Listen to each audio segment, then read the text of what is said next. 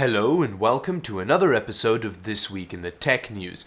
And as you can probably tell from my voice, I've got a combination of Ebola and man flu at the moment, so that's why I haven't uploaded a video this weekend, and I'm really sorry about that. I'll get back on that horse soon. Duh.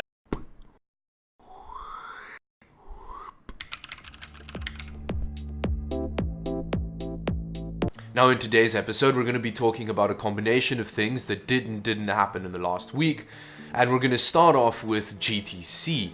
Now, GTC happened a couple of hours ago, the keynote happened a couple of hours ago, and it was a really interesting event because they spoke about a lot of interesting things, but unfortunately, the next generation of gaming GPUs, which is what seemingly the only thing is that people are interested in, wasn't announced. So the keynote has come and gone, and they didn't talk about the new Ampere or Volta, or there was another one that it might have been, but it didn't come up.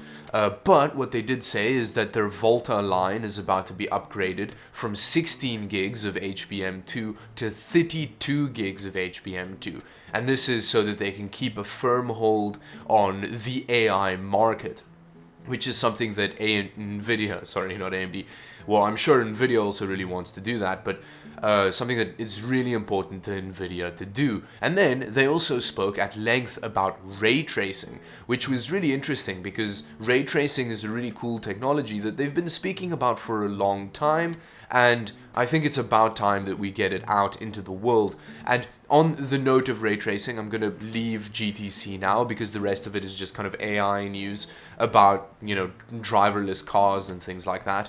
The new Metro game that's going to come out at some point, I don't really know when its release date is, but it's going to come out at some point, is going to apparently use some ray tracing techniques to make better looking gaming, I guess. But yes, so that might be the first game where we're actually going to see ray tracing be implemented, which is pretty cool. I really like the idea of ray tracing, and all of the tech demos were really impressive. The only issue with it is at this point, it seems as though it's extremely demanding. And, they were like, oh wow, this is being generated in real time. Yes, it's being generated in real time on like $20,000 worth of hardware. So that's not something that everybody has available to them.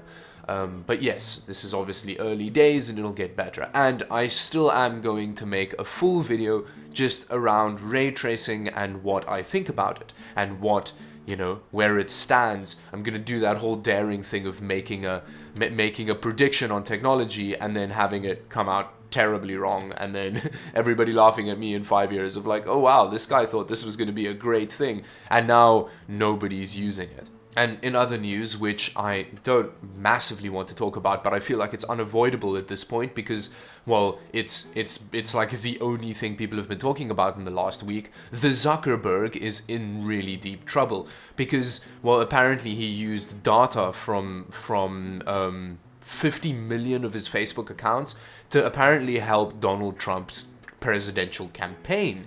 Now that's all very controversial and everybody's very upset about it, and they're gonna have to like testify at things. And now Zuckerberg's really being aloof about it because obviously he's not gonna testify, but he has to testify. But he's saying no, he doesn't want to go because like he has people who he pays that are way more equipped to be testified. But I think it's just because he wants to not do it, because why would you want to testify about something like that? So yes, there's a lot of people that are very upset about it. But the thing that I don't really understand is why is anyone surprised at this point? I mean, Facebook is pretty much renowned for its kind of security and like personal information violations. Why are we at this point sitting back and going, oh no, how could we have seen this coming? Oh, there hasn't been outrage about this at least once a year for the past decade at this point. So yes, everyone's very angry, and Zuckerberg is worried about people being angry, and there's a movement about hashtag stop Facebook and all of that. And the thing is, like, it's great, be outraged about it, but like, personal information violation is pretty much what the United States has been built on over the last 10 years. Or just not even the United States, just like tech companies in general. So like, I don't understand why everybody's so surprised. Now, in other more interesting news, Xiaomi, which is traditionally a cell phone manufacturer, has actually announced their first gaming laptop. And this is something that I think is really exciting because I'm going to do a video on this at some point, but I think the idea of gaming laptops is actually becoming way more relevant in the coming years just because of cryptocurrency mining. Yes, GPUs are going missing everywhere, but the thing is, gaming laptops are in stock everywhere, and you know, if you can't get a desktop GPU for MSRP, why not buy a laptop? Because you can get like a desktop GPU in laptops these days. So yeah, that might actually be what we all have to move to one day. But I'll do a dedicated video on that. Let me get back to the Xiaomi. This laptop looks pretty good. It looks very similar to a Razer Blade, to be honest. It's got that whole like brushed aluminium look that Apple has made famous and that I really like. I think it looks awesome. And it's going to have a GTX 1060 in it, which is not a bad gaming chip at all. And it's going to have some laptop CPU in it. It's going to probably be an i7 something. And then it's got an SSD and some RAM in it. It is going to be quite expensive. It's going to come to market at the price of around $1,500, which I think, considering the prices of competing laptops, I think for a laptop with a GTX 1060 in it, that's a little bit too much. But then again, the Razer Blade's current generation laptops do have a 1060 in them, and they go for more than that. So it'll be interesting to see how the build quality compares of the two.